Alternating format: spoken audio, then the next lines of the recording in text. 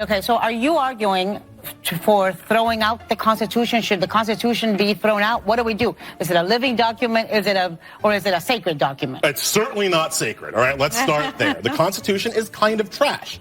Now, let's just talk as adults for a second. What did you say? It's what? It's kind of trash. Trash. It was written by slavers and colonists and white people who were willing to make deals with slavers and colonists. One of my premises for the book is that every law passed before the 1965 Voting Rights Act should be presumptively unconstitutional, right? Because before the 1965 Voting Rights Act, we were functionally an apartheid country. Not everybody who lived here could vote here. So why should I give about some law that some old white man passed in the 1920s, like the Immigration and Nationality Act? To slightly push back on Mark, even if you tell me and you prove that they're gang members, I'm not so sure that I'm okay with them being sent off to be tortured in a foreign country. Well, we could eliminate all voter registration laws. See, when Democrats get in charge, we try to protect voting rights. We don't make voting easier. Snatching them off the street and not charging them with anything and detaining them. This is happening currently this year in the United States of America. Yeah, this is what fascism looks like.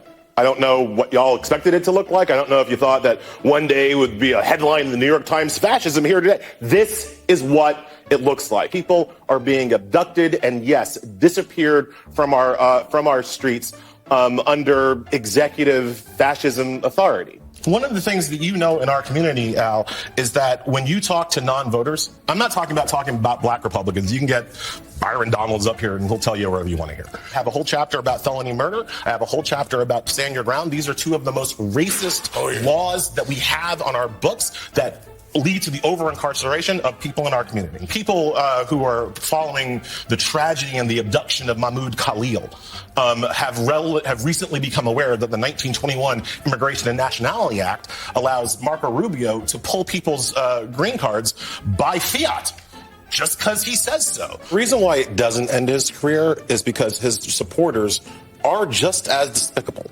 All right. Like Trump's whole thing, he's a narcissist, right? And so his whole thing is to have a complete lack of compassion and empathy for everybody else. It's all about him. That's why he lies about 9/11. It's all about him, me. And it works for him because his supporters are just as ungenerous and have just as little compassion and empathy for others. So they're getting, just to link your last segment together, what they're getting is what Byron Donalds wants. What they're getting is Jim Crow. Right? What they're getting is a guy like Clarence Thomas, who, like Byron Donalds, entire judicial philosophy is that, well, some Negroes are magic, right? And no matter what the white man does to us, we can just rise above as long as they don't shoot us or kill us or rape us or drown us, right? And if you tell people that, if you're black, if you're Donalds, if you're Thomas, and you tell white people that, they will give you money.